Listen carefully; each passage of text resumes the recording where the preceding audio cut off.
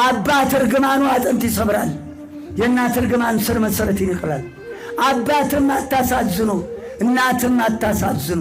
ተሰብራችሁ እንዳትቀሩ ወገን አይድገማችሁ። እንባ የሰበረው ሰው ትንሣኤ የለውም። እንባ የሰበረው ሰው አይጠገንም። እንባ የሰበረው ሰው ዘር አይወጣለትም። ሰው አታስለቅሱ፣ ሰው አያልቅስባችሁ። በታትንን እናስቀረው ትውልዱን ላይ ታዲያ እንዴት እንምከራ? ትመከራላችሁ ዛሬ ሽማግሌዎች ስለተለያዩ ባልና ሚስት፣ ስለተለያዩ ጎረቤቶች፣ ስለተለያዩ ወንድማማች ትመከራላችሁ፣ ታስታርቃላችሁ። ሽምግልናችሁ የተከበረ ነው። ሽባታችሁን የሚያከብሩ ልጆች ወልዳችኋል።